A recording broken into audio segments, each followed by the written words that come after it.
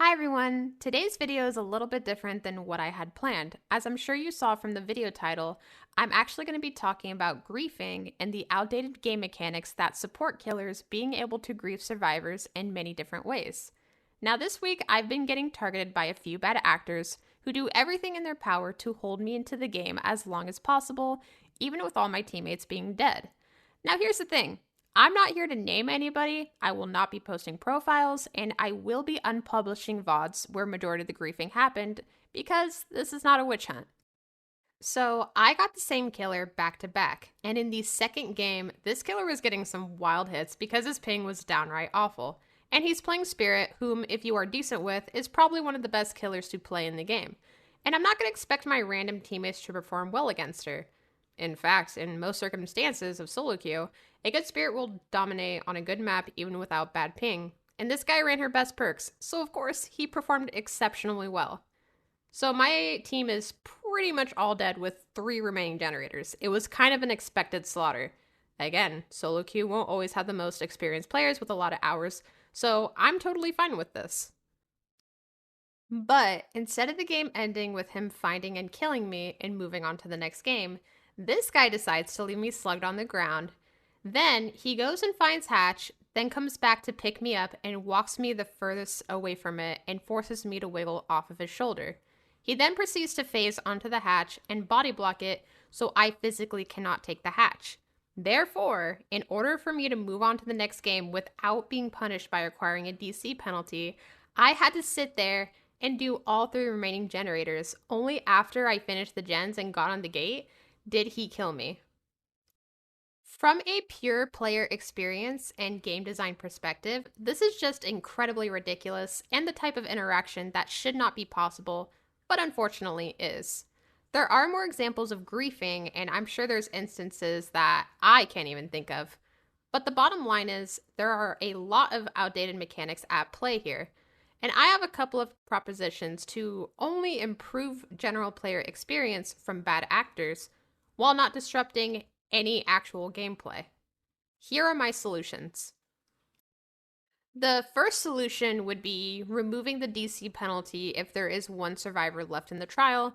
This is probably the most basic and probably most straightforward one. If the survivor DCs, we could just count it as a loss for that survivor. The next solution would be to remove the killer collision if the killer is idle for 25 seconds. In order to regain collision, the killer must move 2 meters.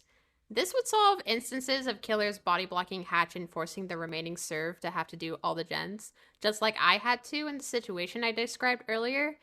But there are rare instances where I've witnessed a killer trapping and body blocking a survivor in a certain area the whole game and forcing that survivor to die to the entity collapse. Now, I know that a survivor has to make a positioning mistake for this instance to happen. However, I think you have to have a pretty mean and downright terrible mindset to genuinely believe that the survivor deserves to be this harshly punished for an honest minor mistake. My third solution would be to update the wiggle mechanics. If a survivor is not in their wiggle animation when the killer drops, then the survivor should not receive progress to their wiggle bar, making it where killers cannot force a survivor to wiggle. Additionally, if a survivor is not wiggling for longer than 20 seconds, then the survivor's bleed out progression will continue at an accelerated rate. If the survivor reaches max bleed out, then the killer is forced to drop the survivor and the survivor instantly dies, kind of like how it works in Entity Collapse. This solves instances where the killer is forcing a game to extend with the 2 remaining survivors and the killer is struggling to find one of the survivors. If you've been playing Serve for a while now, you've probably been in this exact same situation. Currently, if you are the survivor being forced to stay by being forced to constantly wiggle off, sometimes you are incentivized to go and sell out your teammate just so you can move on to the next game. And I dislike that whole interaction. Yeah, theoretically, you can go and try to work on a gen, but oftentimes if a teammate is good at hiding, then the killer is going to come right back, yank you off the gen, kick it, and repeat the whole process until either you bleed out or he eventually finds the survivor. This makes this a very long and drawn out match for a very silly reason. Killers have plenty of information and aura perks, so if you're that desperate and struggling to find all remaining survivors, I really think you should consider swapping up builds rather than creating unnecessarily long matches and forcing a survivor who should have been killed ages ago to stay in the game. And my final solution would be updating the bleed out mechanic. If all remaining survivors in the trial are either hooked or in the dying state, then all survivors who are on the floor may hold a button to rapid bleed out. Meaning, instead of taking 4 whole minutes to bleed out, this button would make bleeding out take seconds.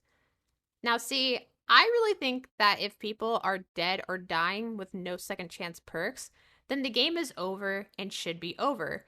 Killers who extend games by just forcing all the survivors to bleed out is just poor sportsmanship.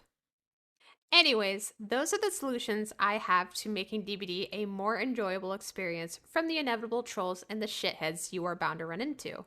Again, please don't go and try and witch hunt anyone over how they played or how they played against me, when I really think the energy needs to be focused on offering solutions and feedback for the devs.